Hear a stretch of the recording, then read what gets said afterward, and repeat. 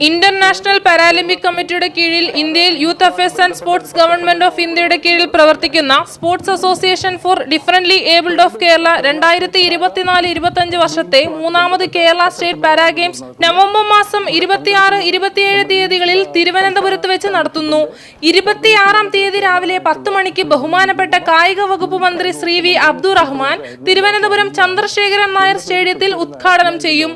അതിനോടനുബന്ധിച്ച് മറ്റു കായിക ഇനങ്ങളായ പാരാ പവർ ലിഫ്റ്റിംഗ് ഉദ്ഘാടനം 27-ാം തീയതി രാവിലെ 11 മണിക്ക് ചന്ദ്രശേഖരൻ നായർ സ്റ്റേഡിയത്തിലെ ജിംനേഷ്യത്തിലും അതിനോടനുബന്ധിച്ച് മറ്റു കായിക ഇനങ്ങളായ പാരാ പവർ ലിഫ്റ്റിംഗ് ഉദ്ഘാടനം 27-ാം തീയതി രാവിലെ 11 മണിക്ക് ചന്ദ്രശേഖരൻ നായർ സ്റ്റേഡിയത്തിലെ ജിംനേഷ്യത്തിലും കേരള സംസ്ഥാന പാരാ ബാഡ്മിന്റൺ ചാമ്പ്യൻഷിപ്പിന്റെ ഉദ്ഘാടനം 27-ാം തീയതി രാവിലെ 11 മണിക്ക് ജിമ്മി ജോർജ് ഇൻഡോർ സ്റ്റേഡിയത്തിലുമായി നടത്തും. Organising committee chairman M Vijayakumar, chairman Karamana Hari, joint secretary AMK Nisar, രക്ഷാധികാരി Joby AS, organising committee chairman M Vijayakumar, chairman Karamana Hari, joint secretary AMK Nisar, രക്ഷാധികാരി Joby AS, organising secretary of publicity committee P Sasidharan Nair എന്നിവർ തിരുവനന്തപുരം പ്രസ് ക്ലബ്ബിൽ നടന്ന പത്രസമ്മേളനത്തിൽ അറിയിക്കുകയായിരുന്നു. 3 weeks ആയി. അപ്പോൾ അതിൻ്റെ പാട്രൺസ് എന്ന് പറയുമ്പോൾ ഒന്ന് സ്പോർട്സ് മന്ത്രി ശ്രീ വി അബ്ദുറഹ്മാൻ, പിന്നെ ഈ വകുപ്പുമായിട്ട് ഈ സ്പോർട്സ് ഇതുമായിട്ട് ബന്ധപ്പെട്ട ഹയർ എഡ്യൂക്കേഷൻ്റെ മിനിസ്റ്റർ ശ്രീമതി ആർ ബിന്ദു, പൊതുവിദ്യാഭ്യാസ വകുപ്പ് മന്ത്രി ശ്രീ ബി ശിവൻകുട്ടി, അതുപോലെ minister GR Anil, minister P Rajeev, Shri KN Balagopal, minister MB Rajesh, ഇവരെല്ലാം ഇതുമായി റിലേറ്റഡ് ആയിട്ടുള്ള വകുപ്പുകളുടെ മന്ത്രിമാർ കൂടിയാണ്. അവരൊക്കെയാണ് ഇതിൻ്റെ പാട്രൺസ് എന്ന് പറയുന്നത്. ബാക്കിയുള്ളത് ശ്രീ ശശിധരൻ നായർ ഇവിടെ സൂചിപ്പിച്ചു കാര്യങ്ങൾ. ഇത് സ്പോർട്സിൻ്റെ രംഗത്ത് ഒരു മാറ്റമാണ്, പുതിയ കാര്യമാണ്. പാരാലിമ്പിക്സ് എന്ന് പറയുമ്പോൾ അത് ഇൻ്റർനാഷണൽ പാരാലിമ്പിക്സ് ഉണ്ട്, അതിൻ്റെ കീഴിലാണ് ഇന്ത്യയിലെ പാരാലിമ്പിക്സിൻ്റെ കമ്മിറ്റി ഉണ്ട്, അതിൻ്റെ കീഴിലാണ് ഈ sports association for differently abled of Kerala എന്നത് നിലവിൽ വന്നത് അടുത്ത കാലത്താണ്. പക്ഷേ അടുത്ത കാലത്ത് വന്നെങ്കിലും അതിന് സംസ്ഥാന തലത്തിൽ അംഗീകാരം കിട്ടി, സംസ്ഥാന സർക്കാരിൻ്റെയും സ്പോർട്സ് കൗൺസിലിൻ്റെയും അതേപോലെ തന്നെ നാഷണൽ ലെവൽ അംഗീകാരം കിട്ടി. ഇപ്പോൾ മത്സരങ്ങളിലേക്ക് അത് മാറുകയാണ്. അതാണ് വലിയ സംഗതിയായിട്ട് സൂചിപ്പിക്കാനുള്ളത്. ഇവിടെ ഞങ്ങളൊരു പ്രസ് നോട്ട് തരുന്നുണ്ട്, അതിലെല്ലാ കാര്യങ്ങളും പറയുന്നുണ്ട്. ഈ 14ാമത് കേരള സ്റ്റേറ്റ് പാരാ അത്ലറ്റിക് ചാമ്പ്യൻഷിപ്പാണ്. 3 ഇനങ്ങളിലാണ് ഇതിൽ ഈ മത്സരങ്ങൾ നടക്കുന്നത്. ഒന്ന് പാരാ അത്ലറ്റിക്സ് ചാമ്പ്യൻഷിപ്പ് 2024-25, അത് ഒന്ന്. 2 para power lifting championship 24-25. 3 para badminton championship 2024-25. 3 ഇനങ്ങളിലായിട്ട് ഈ നവംബർ 26-27 തീയതികളിലായിട്ട് ഈ 26-27 തീയതികളിലായിട്ട് ചന്ദ്രശേഖരൻ നായർ സ്റ്റേഡിയത്തിൽ വെച്ച് ആണ് ഈ പ്രോഗ്രാം നടക്കുന്നത്. പ്രോഗ്രാം എന്ന് വെച്ചാൽ വളരെയേറെ സ്റ്റേറ്റ് ലെവലിൽ അതുപോലെ നാഷണൽ ലെവലിലും പ്രാധാന്യമുള്ള മത്സരങ്ങളാണ് ഇവിടെ നടക്കുന്നത്. അതിൻ്റെ വിശദാംശങ്ങളടങ്ങുന്ന ഒരു ഇതിനോടൊപ്പം പ്രോഗ്രാം ഉൾപ്പെടെ നിങ്ങൾക്ക് സർക്കുലേറ്റ് തരുന്നുണ്ട്. ഡീറ്റെയിൽസ് സ്പോർട്സ് ആണ്. കേരളത്തിലാണെങ്കിൽ അടുത്ത കാലത്ത് ഈ ഇൻക്ലൂസീവ് സ്പോർട്സിൻ്റെ ഭാഗമായിട്ട് തന്നെ ഇത് സ്പോർട്സിൽ അംഗീകരിക്കപ്പെട്ടിട്ടുണ്ട്. ഇപ്പോൾ ഈ അടുത്ത കാലത്ത് നടന്ന സ്കൂൾ ഗെയിംസ് നിങ്ങൾക്കറിയാം, ഒളിമ്പിക്സ് സ്കൂൾ ഗെയിംസ് നടന്നല്ലോ, കൊച്ചിയിൽ നടന്നതിൻ്റെ ഇതിൻ്റെ ഭാഗമായിട്ട് മത്സരങ്ങൾ നടന്നു. സ്കൂൾ തലത്തിൽ തന്നെ ഇത് വരുന്നുണ്ട് എന്നതാണ് പുതിയ ഒരു മാറ്റമായിട്ട് സൂചിപ്പിക്കാനുള്ളത്. ഇത്രയും കാര്യങ്ങൾ വെച്ചുകൊണ്ടുള്ള പ്രോഗ്രാമാണ്. മറ്റ് വിശദാംശങ്ങൾ എന്താണെന്ന് നമുക്ക് പറയാം. ഡിസ്കഷൻ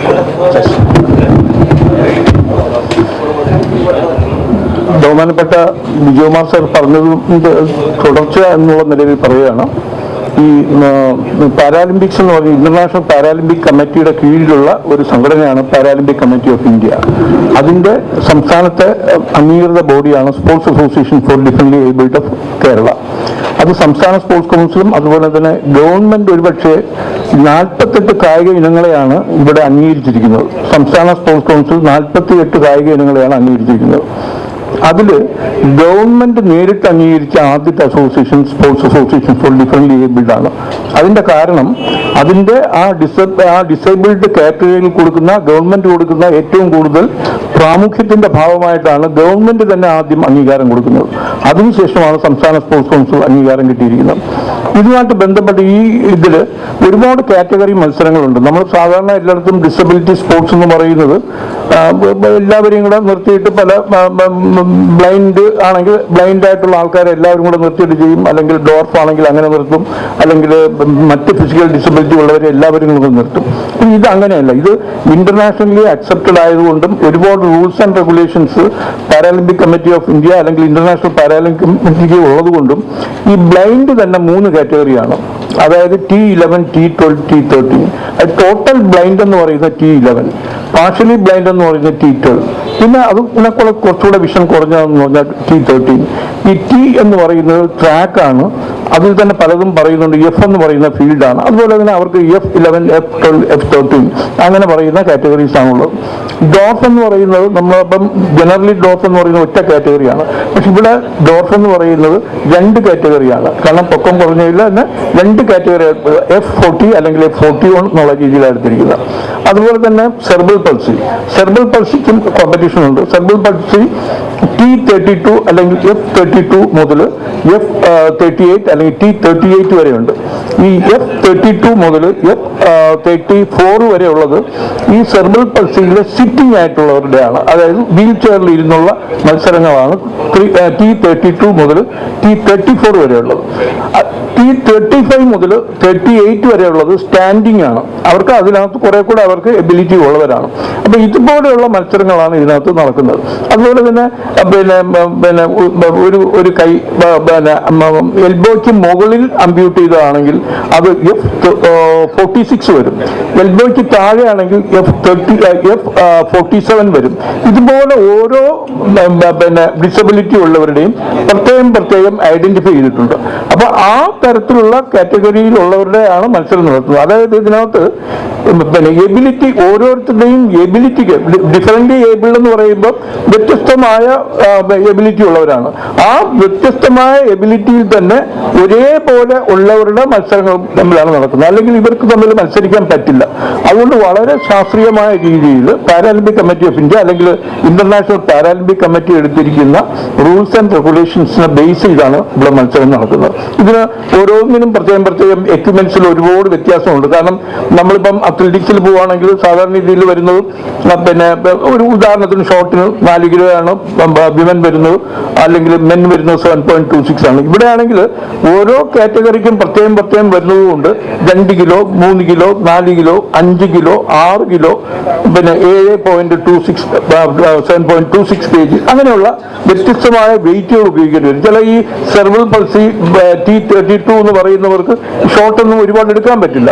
അവരുടെ വെയിറ്റ് എന്ന് പറയുന്നത് 2 കിലോ ആണ്. 2 kgയുടെ ഷോട്ടേ അവർക്ക് എടുക്കാൻ പറ്റുള്ളൂ. ഇത് ഇന്റർനാഷണലി അങ്ങനെയാണ്. നമ്മുടെ ഒളിമ്പിക്സിന് പോകുന്നത് വരെ അങ്ങനെയാണ്.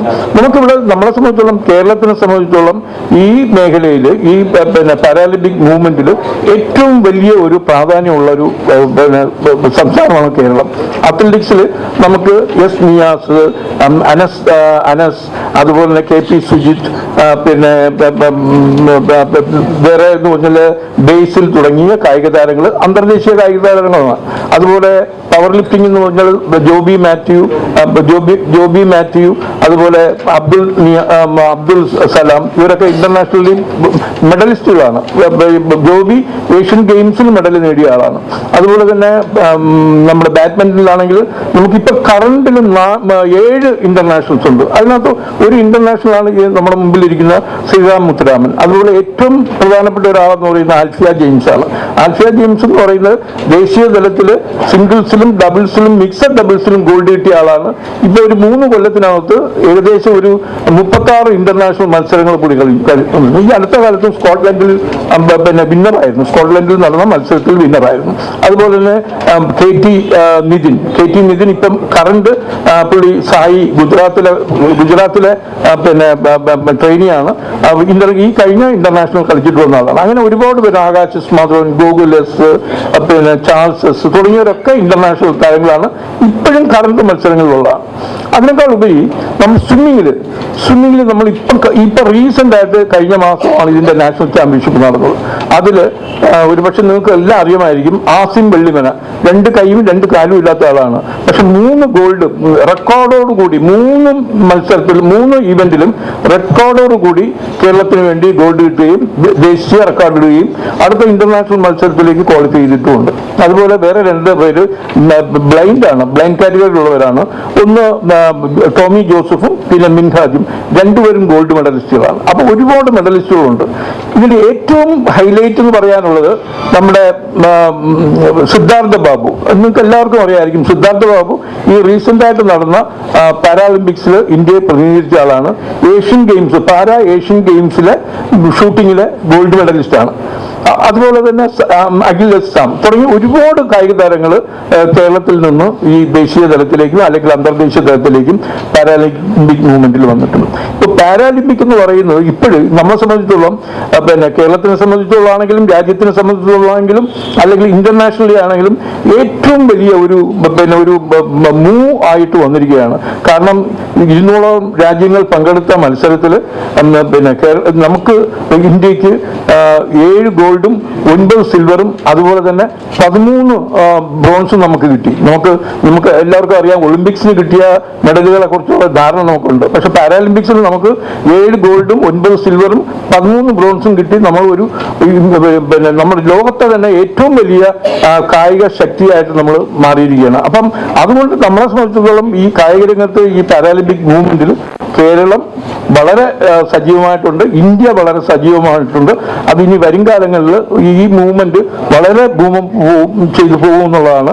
അതിന്റെ ഭാഗമായിട്ടും കൂടിയാണ് നമ്മുടെ ഇത് വളരെ സജീവം. ഏകദേശം 1250ഓളം കായിക താരങ്ങൾ കേരളത്തിന്റെ 14 ജില്ലയിൽ നിന്നുമായിട്ട് വരുന്നുണ്ട്. എല്ലാ മേഖലയിലുള്ളവർ വരുന്നുണ്ട്.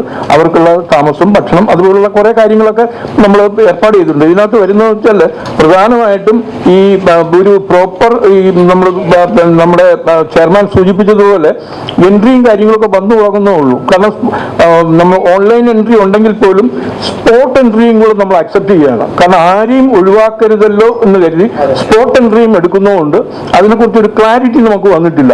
അപ്പം എങ്കിലും അവസാന നിമിഷം വരെ എല്ലാവരെയും ഉൾപ്പെടുത്തിക്കൊണ്ട് ആരെയും ഒഴിവാക്കാതെ ഈ മേഖലയ്ക്ക് ഒരു പുതിയ ഉണർവ് കൊടുക്കുന്നതിന് വേണ്ടിയുള്ള സംരംഭമാണ് നമ്മൾ ചെയ്യുന്നത്. അതിന് ചുക്കാൻ പിടിച്ചുകൊണ്ടാണ് നമ്മുടെ ചെയർമാൻ മുന്നോട്ട് വന്നിരിക്കുന്നത്. അപ്പൊ ഇതിന് അത്യാവശ്യം വേണ്ടതെന്ന് പറയുന്നത് മീഡിയ സപ്പോർട്ടാണ്. മറ്റുള്ള പ്രസ്ഥാനങ്ങൾ പോലെ അല്ലല്ലോ ഡിഫറൻ്റ്ലി ഏബിൾഡ് ആയിട്ടുള്ള അവരുടെ കാര്യം നമ്മുടെ കാര്യമാണ് എന്ന നിലയിൽ നല്ല മീഡിയ സപ്പോർട്ട് വേണം എന്നത് റിക്വസ്റ്റ് ചെയ്യാൻ കൂടി വേണ്ടിയാണ് ഞങ്ങൾ ഈ പ്രസ് മീറ്റ് തന്നെ ഈ രൂപത്തിൽ വിളിച്ചു ചേർത്തിട്ടുള്ളത്. എന്തെങ്കിലും ജോബി, നമ്മുടെ പ്രധാനപ്പെട്ട ജോബിക്ക് എന്തെങ്കിലും പറയാനുണ്ടോ? എനിക്ക് പ്രത്യേകിച്ച് പറയാനില്ല, എല്ലാം അവതരിപ്പിച്ചു കഴിഞ്ഞു. അപ്പൊ ഇത് തന്നെയാണ് അവസാനം പറഞ്ഞു വെച്ച ആ ഒരു കാര്യം തന്നെയാണ് മീഡിയ സപ്പോർട്ടിന്റെ കഴിഞ്ഞ സപ്പോർട്ട് നമുക്ക് വേണം.